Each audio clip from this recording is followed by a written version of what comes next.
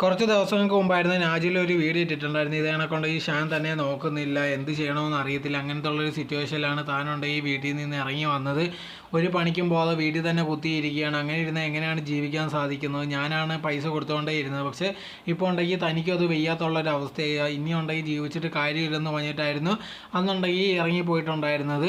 So latest ആയിട്ടുണ്ടെങ്കിൽ ഷാൻ ഒരു video ഇട്ടിട്ടുണ്ടായിരുന്നു. അതിനകത്ത് പറഞ്ഞൊരു കാര്യം എന്ന് പറഞ്ഞാൽ ഞാനുണ്ട് ഇപ്പോൾ എല്ലാ ജോലിക്കും പോകുന്നുണ്ട്, ഒരു കുഴപ്പമില്ലെന്നുള്ള രീതിയിലായിരുന്നു ഷാൻ പറഞ്ഞിട്ടുണ്ടായിരുന്നു. ഇതിലുണ്ടെങ്കിൽ ആൾക്കാർ നാജിലെ അടുത്ത് വന്ന് ചോദിക്കുന്നുണ്ടായിരുന്നു, ഇപ്പോൾ ഉണ്ടെങ്കിൽ ഷാൻ ഉണ്ടെങ്കിൽ ജോലിക്കൊക്കെ പോകുന്നല്ലോ, പിന്നെ പ്രശ്നമൊന്നുമില്ലല്ലോ, ഇപ്പോൾ ഇനി ഒന്ന് ചേർന്നുകൂടെ എന്നുള്ള രീതിയിലൊക്കെ ചോദിക്കുന്നുണ്ടായിരുന്നു.